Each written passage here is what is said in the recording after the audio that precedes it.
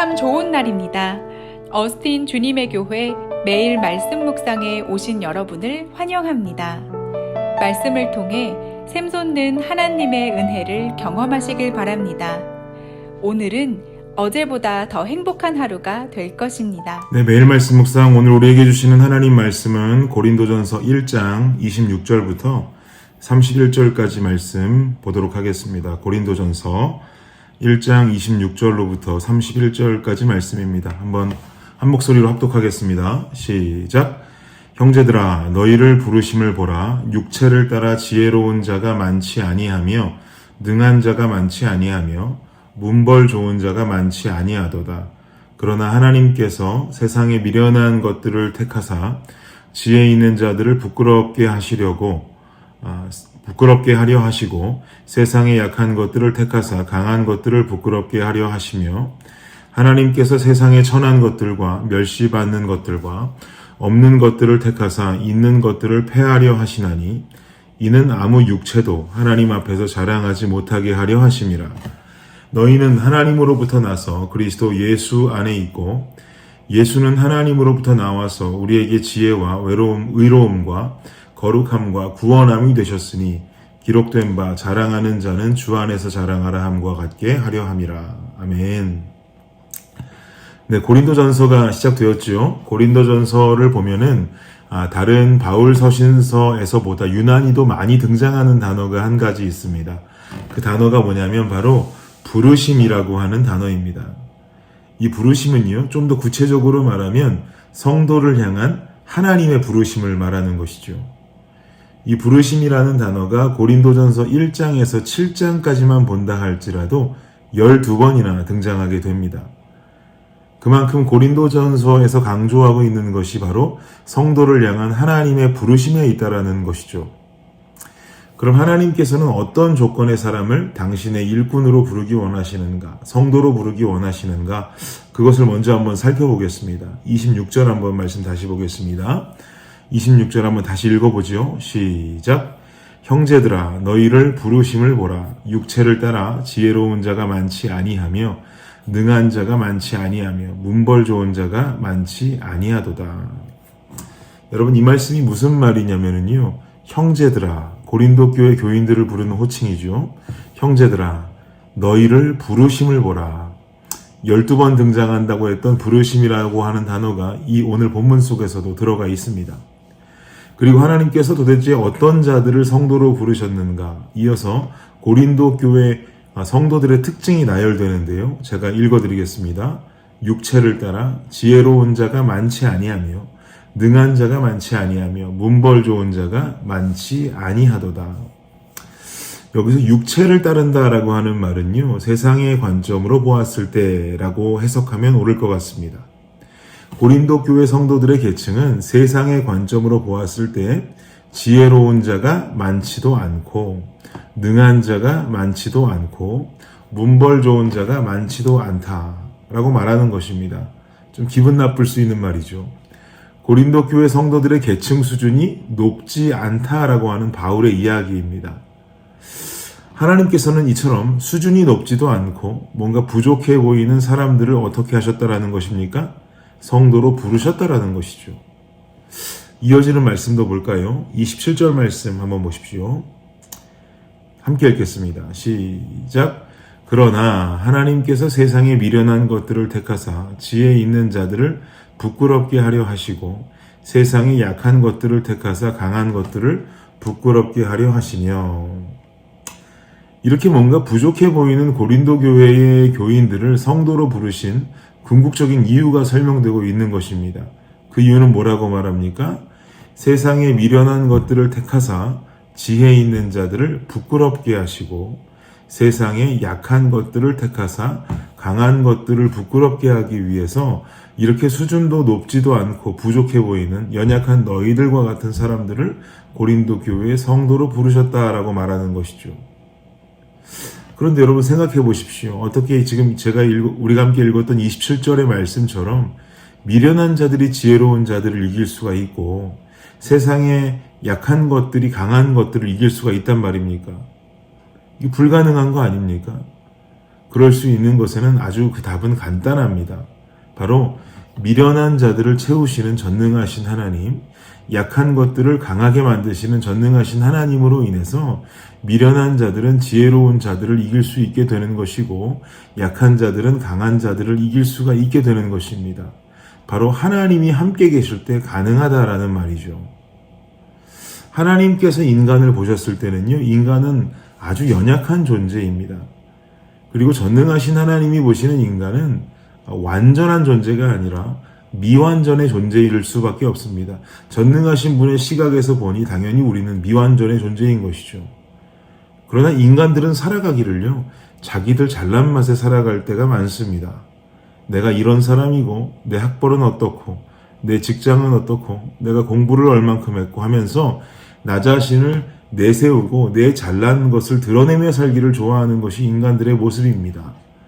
현재 고린도 교회도요, 하나님 보시기에는 미완전의 존재이고 연약한 존재들인 성도들이요, 서로 당파를 나누어서 분쟁을 일으키고 있습니다.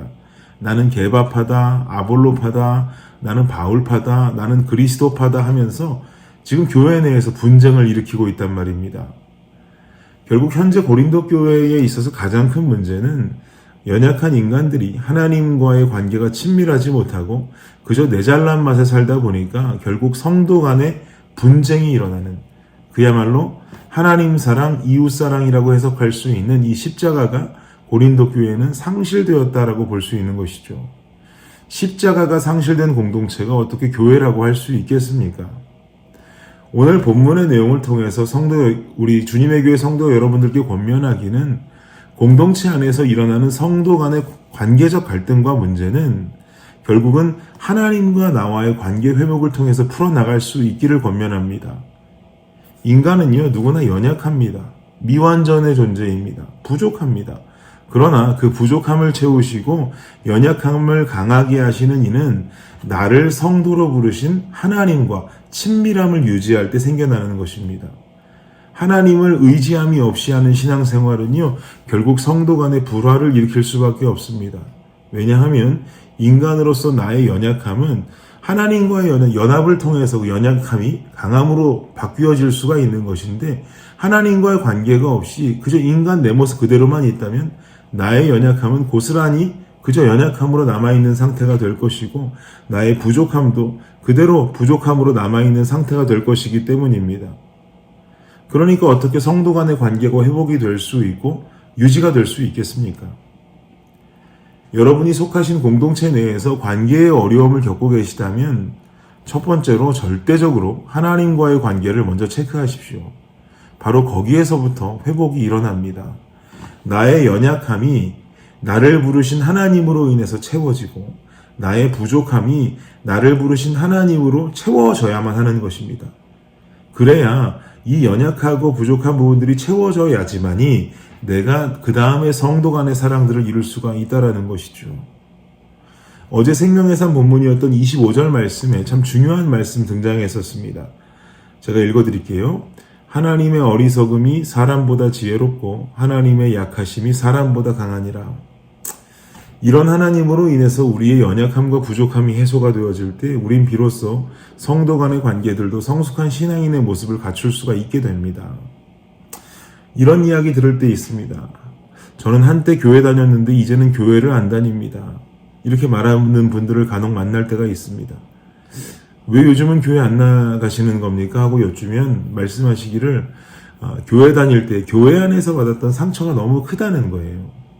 그 상처 때문에 다시는 교회를 안 나가겠노라고 마음을 굳혔다라고 말씀하십니다.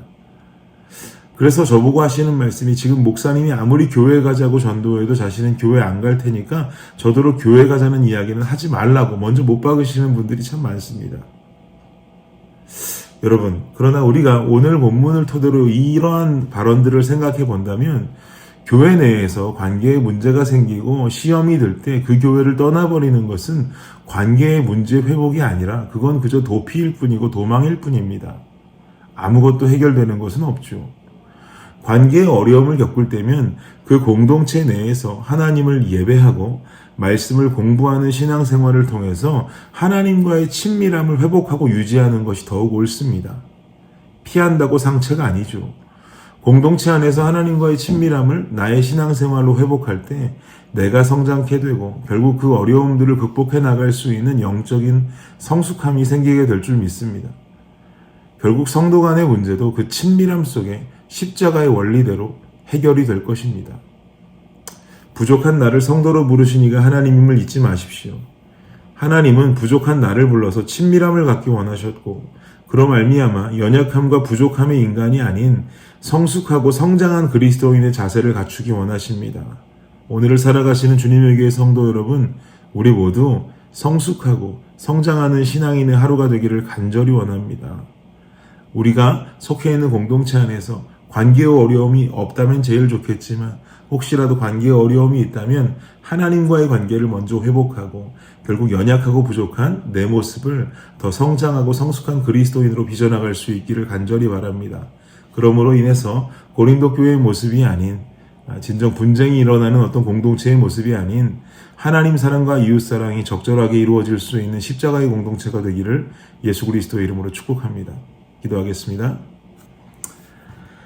하나님 감사합니다. 우리 공동체 안에 일어나는 관계적 문제들이 있다면 먼저 하나님과의 관계를 체크해 보게 하여 주시고 우리가 예배를 통해 말씀 공부들을 통해 여러 가지 신앙의 모습들을 통해서 하나님과의 관계가 친밀하여지며 그 친밀함을 통해서 나의 연약함과 부족함이 채워지고 더 성숙하고 성장할 수 있는 나의 모습이 되어지게 하여 주시옵소서. 그리하여서 관계적인 문제들, 성도와 성도 간의 어려움들이 우리 인생 속에 풀려나가는 아름다운 은혜의 역사가 일어나게 하여 주옵소서. 예수 그리스도의 이름으로 기도드립니다. 아멘. 네, 오늘 수요일 기도 제목으로 기도하겠습니다. 첫 번째는 교육부 사역을 위해서 영아, 유아, 초등, 중고등부 사역을 위해서 기도해 주시기를 바랍니다.